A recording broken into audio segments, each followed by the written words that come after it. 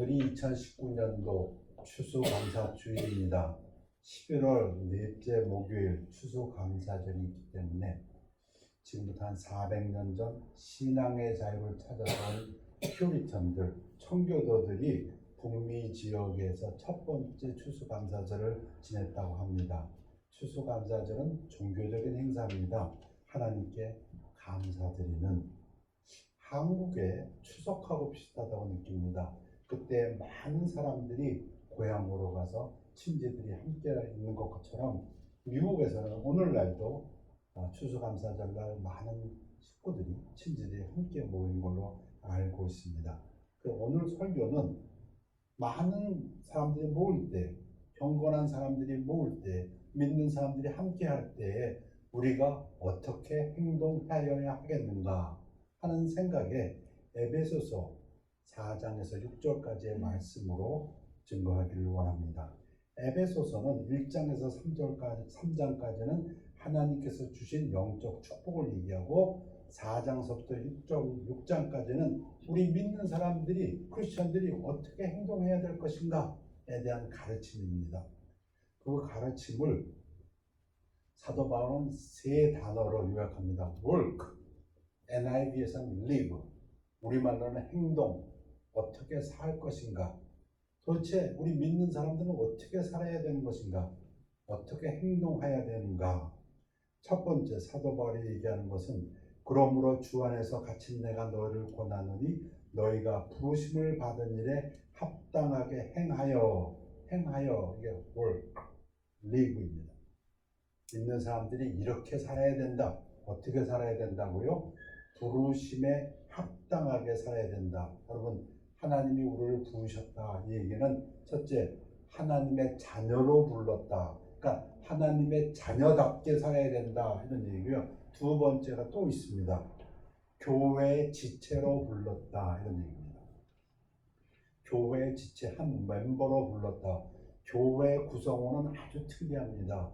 여러분, 교회는 어떤 그냥 모임에 가는 것이 아니라 하나의 서로가 유기체가 되는 것입니다. 한 지체, 사도 바울의 설명처럼 한다면 어떤 사람은 눈의 역할을 하고, 어떤 사람은 코의 역할을 하고, 어떤 사람은 입의 역할을 하고, 어떤 사람은 손의 역할을 하고, 내가 TV 보고 그 교회 설교 듣는다 이런 것이 아니고, 내가 그 교회 뒷자리에 가서 앉았다가 아니고, 그 교회의 한 멤버, 지체가 된다. 거기에 대한 부르심입니다. 그래서 사도 바울이 첫 번째 이렇게 살아야 된다 하는데 어떻게 살아야 된다고요? 하나님의 자녀로 부르심에 합당하게 살아야 되고 교회의 한 지체로 부르심에 합당하게 살아야 된다. 이렇게 얘기를 합니다. 다시 말씀드리면 퍼스널 라이프에 대한 책임이 있고 또 하나는 교회 멤버에 대한 책임이 있다. 그 책임을 감당하도록 살아야 된다. 근데 사도 바울이 어떻게 살아야 된다 해서 제일 먼저 언급하는 것이 우리의 attitude입니다. 마음가짐입니다.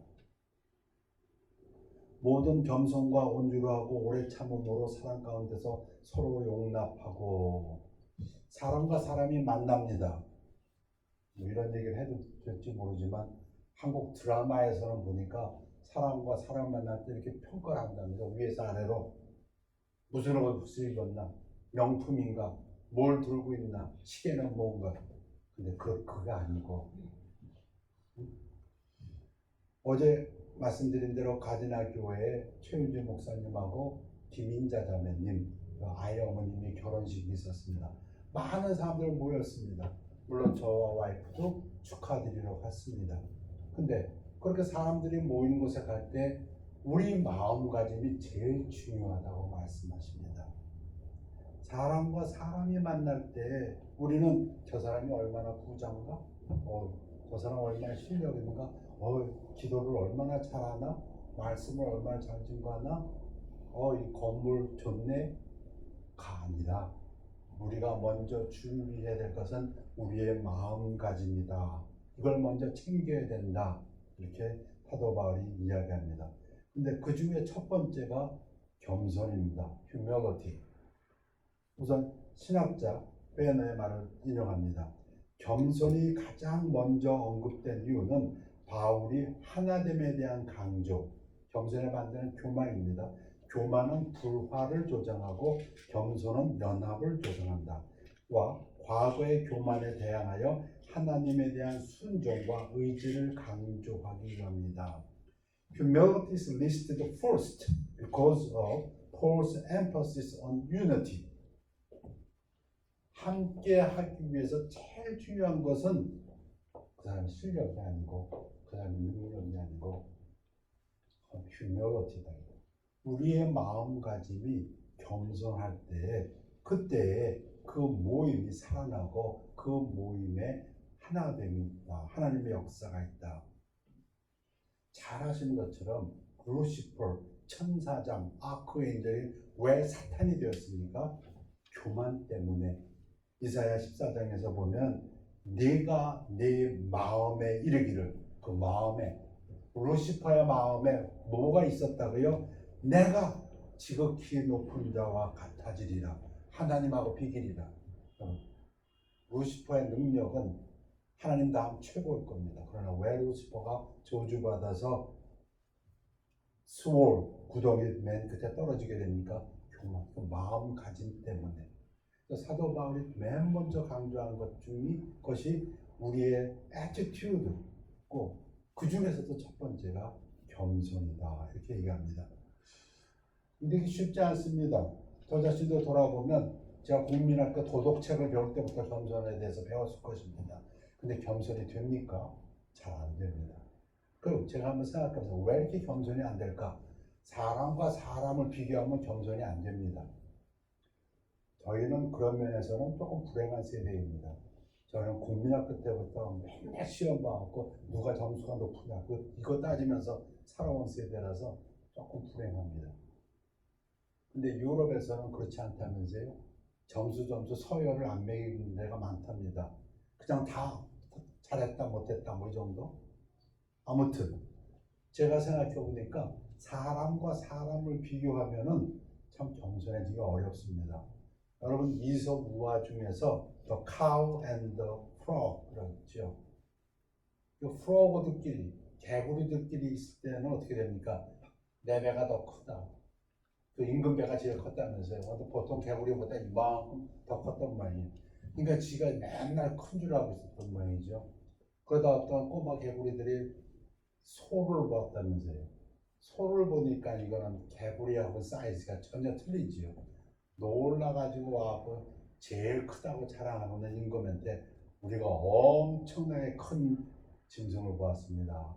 그 왕이 배를 불리면서 이만큼 크더냐? 아니요. 그거 아닌데요. 근데 임금은 뭐라고? 그래? 더 하다가 어떻게 된다고 이제 왕이 배 터져 죽는 거예요. 그러면 사람과 사람을 비교하면 그래요. 우리가 그래요.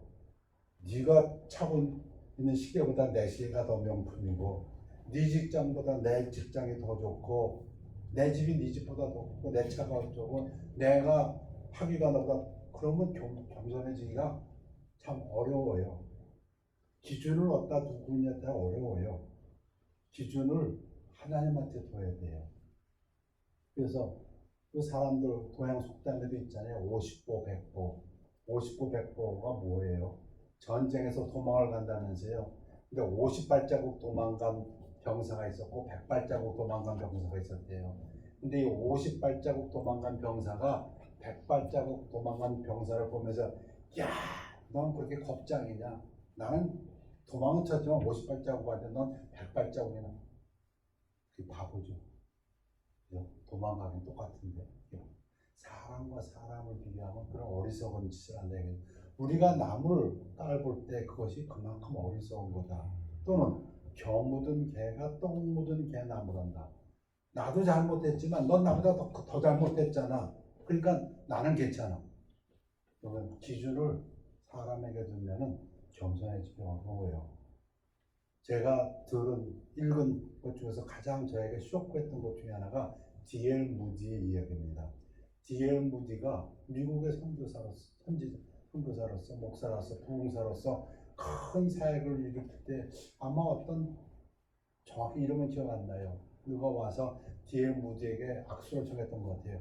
무디 선생님, 당신 같은 부흥사하고 저하고 손을 잡는다면 아마 그 사람은 아마 돈도 좀 있었던 것 같고 아마 학식도 있었고 그 사람도 나름대로 유명했던 모양이에요. 그러면 우리가 하나님의 사역을 더 크게 하지 않겠습니까? 맞는 말 같죠? 빌 게이츠가 도네이션하면 하나님 사역 더 크게 할 수 있을 것 같죠? 안 그래? 아니면 박사학을 한 10개쯤 가진 사람이 그리스도인을 위해서 강연을 하고 하면 더 큰 사역 할 수 있을 것 같죠? 근데 그때 D.L. 문디가 이런 놀라운 말을 해요. 아니요. 하나님은 돌멩이를 가지고도 큰 사역을 이룰 수 있습니다. 여러분, 내가 저 사람보다 다른 사람들보다 조금 뭐가 나니까 나는 하나님의 큰 사역을 할 수 있어. 그게 교만입니다. 그게 마귀의 생각입니다. 그게 마귀의 생각입니다. 그 얘기는 하나님도 뭐가 좀 부족하다는 생각이에요. 하나님이 나 같은 실력이 있는 사람이 있으면 좀 하나님 사역이 잘 될 텐데 하나님이 나만큼 재력 있는 사람이 하나님 사역에 투자를 하면 하나님 사역 더 잘 될 텐데 이거 마귀 생각입니다. 제가 그걸 깨닫고 나서 겸손이라는 것은 이런 것이구나. 여러분, 예수님의 그 마음이 뭐라고 성경이 빌립보서 가르칩니까? 두 단어로 가르칩니다. 그럼 예수님의 마음이 뭐라고요? 딱 두 단어로 성경이 가르칩니다. 빌립보서 2장 1절에서부터 11절까지 보면 뭐라고요? 겸손과 순종입니다. 곧 예수 그리스도의 마음이니 이 마음을 너희가 가져라. 겸손과 순종입니다. 우리 잘 알고 암송 구절이죠. 나는 마음이 온유하고 겸손하니 나의 멍에를 메고 내게 배우라. 그리하면 너희 마음에 쉼을 얻으리니. 이 말씀이 얼마나 은혜가 되는지 몰라요. 함께 하나님 일을 하고 있는데 제가 잘못할 때마다 우리 예수님은 괜찮다. 할 수 있다. 왜냐하면 예수님 자체가 마음이 겸손하시기 때문에 온유하시기 때문에 그러니까 예수님과 함께 할 수 있잖아요. 근데 예수님께서 독재자처럼 뭔가 잘못할 때마다 너 왜 그거 잘못했어? 이러면 우리 삐져서도 못해요. 그렇죠? 예수님께서 쉼을 얻으니. 첫 번째가 휴밀리티라고 합니다. 사람과 사람을 만날 때 우리는 무엇을 신경 씁니까? 무엇을 준비하고 나갑니까? 옷을 깨끗하게 입고 다 좋습니다. 그런데 준비하고 나갈 것은 첫 번째가 겸손이라고 했고요. 두 번째가 온유함입니다. gentle하다, meek. 이 두 번째는 뭐하고 반대가 되냐면 겸손의 반대가 pride, 교만이라면 온유, gentle, meek의 반대는 self-assertion, 자기주장 또는 rudeness 또는 harsh, 거칠은 겁니다. 이것도 신학자의 말로 먼저 소개합니다. 감정을 통제하는 것을 갖다가 meek, 온유하다고 한다. 약해지라는 것이 아닙니다. 하나님의 지배를 받는 사람은 올바른 시점에서만 화를 내고 올바른 때가 아니면 결코 화를 내지 않습니다. 여러분, 온유하라고 해갖고 약해지라는 뜻이 아니다. It suggests having one's emotions under control, but it does not suggest weakness. 화를 냈던 화를 내야 되지만 그렇지 않을 때는 화를 내서는 안 된다. 이런 뜻이죠. 그럼 언제를 화를 내는가 한번 생각해 봤습니다. 여러분, 이 세상에서 제일 온유한 사람이 성경에 적혀 있죠. 누구라고요? 모세라고 그랬잖아요. 민수기에 보면 모세는 온 땅에서 가장 온유한 사람이다. 근데 모세가 화를 낼 때가 있었어요. 여러 번 있었어요, 사실은. 근데 그 중에서 이 경우가 있어요. 첫 번째 그림을 보시면 출애굽기 32장입니다. 출애굽기 32장 19절에 보면 모세가 크게 노하여 언제? 이스라엘 백성들이 금송아지를 신으로 모시고 제사할 때, 언제? 우상 숭배할 때. 그때 모세가 엄청 화를 내면서 그 돌 십계명을 그냥 깨트려 버렸잖아요. 자, 두 번째 있는 그림은 마태복음 21장입니다. 예수님도 화를 내신 적이 있어요. 그리고 화를 내시면서 행동으로 예수께서 성전에 들어가서 내쫓아버려. 사람들 내쫓아버렸어요. 나가. 안 나가죠. 그러니까는 의자를 갖다 둘러 엎어버렸어요. 뭐 하는 사람들을? 성전에서 돈놀이 하는 사람들. 이거 참 중요해요. 성전에서, 교회에서도 돈놀이는 안 돼요. 어떤 돈에 대한 이유를 위해서 교회에서 어떤 행동을 한다는 것은 하나님께서, 아니 예수님께서도 굉장히 싫어하시고 화를 내셨던 일이에요. 저는 지금도 이게 동일하다고 믿습니다. 뭐가 동일하다고요? 우리들이 감정을 컨트롤해야 되는데 어떤 때는 우리가 의로운 분노를 나타내야 된다. 어떤 때 우상 숭배하는 것을 볼 때에, 또는 성전을, 교회를 더럽히는 행동을 할 때에는 우리가 분노를 나타내야 된다. 이렇게 저는 믿습니다. 마음 자세를 얘기하고 있습니다. 언제? 사람과 사람들이 만날 때, 믿는 사람들이 어떻게 살아야 될 때 첫 번째가 마음 자세인데 겸손과 온유. 세 번째 얘기합니다. 모든 겸손과 온유라고 오래 참음으로 사랑 가운데 서로 용납하고, 오래 참음. 셋째로 믿는 사람들은 인내할 줄 알아야 합니다. 인내란 어려움 속에서도 결코 포기하지 않고 끝까지 견디는 스피릿이며, 인내는 스피릿이랍니다. 어떤 스피릿? 우리 고린도전서 13장 말씀하고 똑같아요. 모든 것을 참고 바라고 견디는 것. 잘못된 것에 대하여 조급히 보복하지 않는 자기 절제입니다. 여러분, 제가 이렇게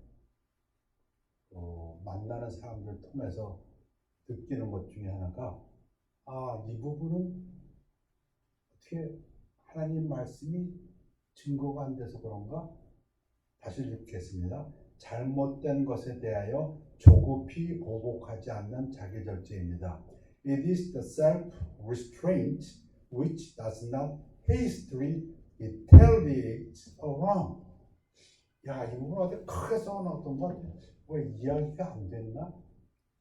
어떤 사람들을 제가 만나보면은 남이 잘못한 거에 대해서 불같이 화를 내고 기회만 되면 빨리 보복해 주리라 그걸 갖다 자랑스럽게 얘기하는 사람도 있어요.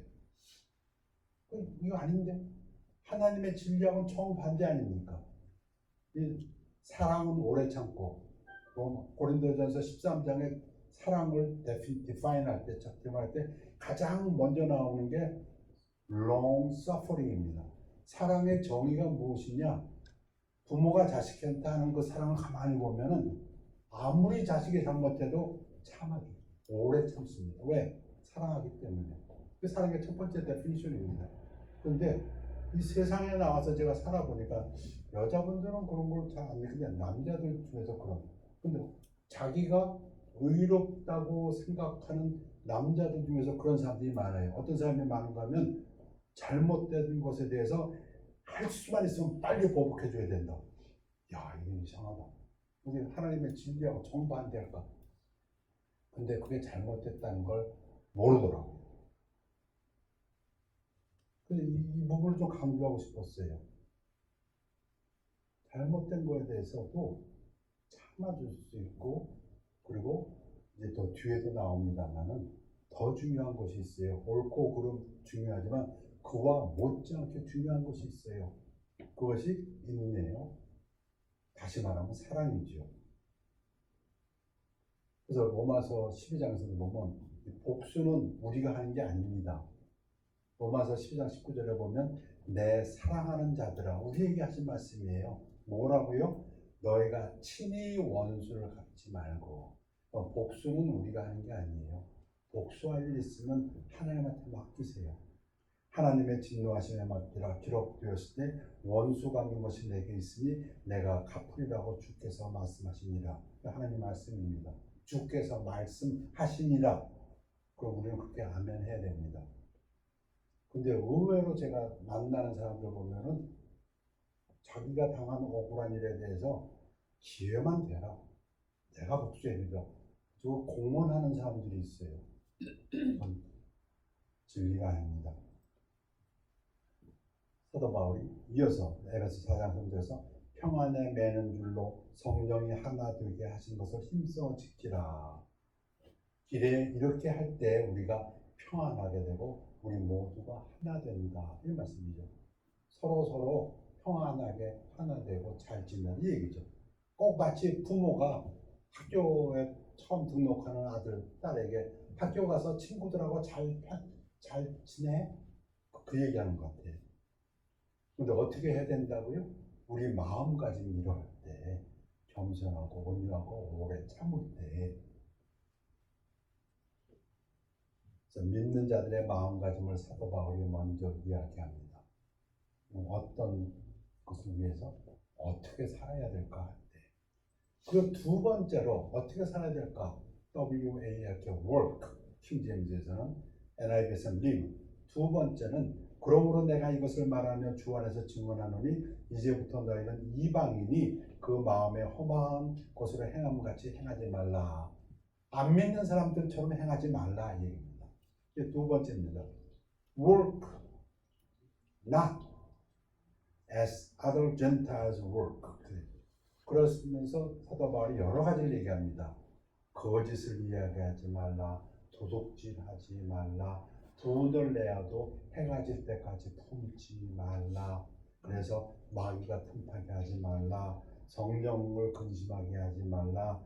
너희는 악독과 노함과 분냄과 떠드는 것과 비방하는 것과 모든 악의를 버리고 서로 용서하라.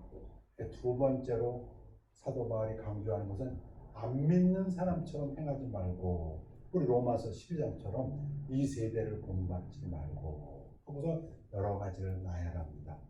말에 대해서도, 분노하는 것에 대해서도, 도둑질하는 것에 대해서도, 또 용서하는 것에 대해서. 그런데 오늘 제가 말씀드리고 싶은 것은 세 번째 행하라. 그리고 제 읽을 때는 이것이 우리 믿는 사람들의 삶의 결론 중에 결론이 아닌가. 그것이 로마서 5장, 에베소서 5장 1절에서부터 6절까지입니다. 그러므로 사랑을 받는 자녀같이 너희는 하나님을 본받는 자가 되고, 본받으란 말이 여러 개가 있지만 하나님을 본받으라는 말은 여기서 처음 나옵니다. 이 밑에 있죠. 왜? 우리가 자녀니까. 자녀가 부모를 본받듯이 하나님의 자녀들은 하나님을 본받아야 되는데 어떻게 하는 것이 하나님을 본받느냐? 오늘의 결론입니다. 결론을 두 문장으로 요약합니다. 하나는 사랑 가운데서 행하라. Walk in love. 이 walk는 live입니다. 살아라, 행동하라. 사랑 가운데서. 그리스도께서 너희를 사랑하신 것 같이 너희도 사랑 가운데서 행하라. 그는 우리를 위하여 자신을 버리사 향기로운 제물과 희생 제물로 하나님께 드리셨느니라. 믿는 사람들의 삶에 어떠한 행동을 하든지 그 행동은 사랑 가운데서 이루어야 된다. 여러분, 때로는 우리가 옳고 그른 것에 많은 무게를 둡니다. 맞습니다. 진리, 특히 우리 같은 Fundamental Independent Baptist는 진리에 대해서 아주 강하게 주장합니다. 왜? 진리는 하나님 말씀이니까 하나님 말씀에 있는 것이라면 그대로 우리가 아주 스트롱합니다. 우리에게 해야 될 말이 있는데 진리만큼 중요한 것이 사랑입니다. 사랑이 없는 진리는 없습니다. 그건 거짓입니다. 벌써. 그래서 에베소서에서도 오직 사랑 안에서 참된 것을 하여 범사에 거기까지 자라지라. 진리와 사랑은 반드시 같이 있게 되어 있지 떨어질 수가 없습니다. 어느 고등학교에서 아주 오래된 이야기입니다. 고등학교 학생들이 크리스마스 성극을 해왔습니다. 성극을 하는데 그 주인공 되는 남학생이 그만 하다가 대사를 잊어버렸는지 그만 성극이 중단하게 됐어요. 조금 시간이 지체되니까 그때 한 목사님이 단으로 올라와서 그 마이크를 탁 잡고 마치 계획됐던 것처럼, 마치 인터세션인 것처럼 나와갖고 성국의 전반부를 요약하고 이제 후반부가 어떻게 된다는 식으로 말씀을 해가지고서는 그때 이제 대사를 잊어버렸던 이제 남자 주인공이 모면했던 적이 있습니다. 그 남자 주인공이 바로 전데요. 제가 그걸 갖다가 끝내고 난 다음에 제 마음속에 들어온 것이 무엇일까요? 그 목사님의 사랑이었습니다. 제가 실수하고 그만 거기 중간에서 중단될 뻔했는데 막 나왔었더니 의젓하게 나왔더니 말을 딱 잡으시더니 아주 전반부 요약하고 후반부 이렇게 진행된다고 딱 하는 바람에 모면한 적이 있습니다. 여러분, 모든 행동에 뒷받침이 사랑이 있어야 됩니다. 우리 하나님의 하시는 일은 그렇습니다. 우리가 이해를 못해서 그렇고 왜 이런 일이 저에게 근데 하나님이 우리에게 하시는 그 모든 일에는 그 뒤에 사랑이 있습니다. 근데 그 반대가 뭘까요? 놀랍게도 사랑의 반대가 미움인데요. 이 에베소서 9절을 보면 음행과 온갖 더러운 것과 탐욕, 이것은 사랑의 반대가 된다고 설명합니다. 왜냐하면 사랑은 다른 사람을 위해서 자기를 희생하는 것인데 음행, 더러운 것, 탐욕은 그냥 자기만 위하는 것입니다. 이 셀피시한 것입니다. 그래서 이 부분이 사랑의 반대입니다. 음행을 저지르는 사람은 사실은 사랑의 반대를 저지르는 사람이고 더러운 것, 탐욕, 너희 중에서 그 이름조차도 부르지 말라. 이는 성도에게 마땅한 바니라. 누추함과 어리석은 말이나 희롱의 말이 마땅치 아니하니 오히려 감사하는 말을 하라. Giving of thanks, thanksgiving입니다. 오늘의 결론은 어찌 보면은 감사하는 말을 하는 것, 이것이 음행, 더러운 말, 탐심, 누추함, 어리석은 말, 희롱, 이것의 반대입니다. 우리가 감사하는 말을 할 때 우리는 성도로서의 삶을 살 수 있다고 믿습니다. 근데 제가 이렇게 살아보니까 잘 안 돼요. 감사하는 말만 할 수가 없어요. 때로는 잘못을 꾸짖는 말도 해야 되고요. 때로는 다른 사람에게를 경계하는 말도, 경책하는 말도 해야 돼요. 왜냐하면 성경에 보면 성경이 무엇 때문에 쓰여졌다고요? 우리를 유익하기 위해서. 근데 유익하기 위한 게 뭐가 유익하다고요? 닥트린에 유익하고요. 리뷰하는데 유익하다고 그랬어요. 그러니까 다른 사람이 잘못했을 때는 내가 야단쳐야 돼요. 잘못했다고 또 지적해야 돼요. 꾸짖기도 해야 돼요. 그건 뭐 감사하는 말이 아니잖아요. 근데 그럴 때에도 우리가 어떻게 해야 되냐면은 사랑하는 마음이 뒷받침돼야 돼요. 내가 꾸짖는다 할지라도 그 꾸짖지만은 그 뒤에 사랑하는 마음의 뒷받침이 있다면 그것이 하나님께서 우리에게 요구하는 것이다. 그래서 이 두 가지가 어떤 행동을 하든지 그 행동의 뒤에는 사랑이 있어야 되고 어떤 말을 하든지 그 말은 감사하는 말이 된다.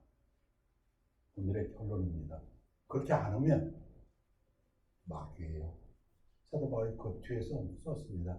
너희도 정정 이것을 알거니와 음행하는 자, 감사하지 않는 자, 더러운 자, 감사하지 않는 자, 탐하는 자, 이들이 곧 우상 숭배자, 다 그리스도와 하나님의 나라에서 기업을 얻지 못하리니 누구든지 헛된 말로 너희를 속이지 못하게 하라.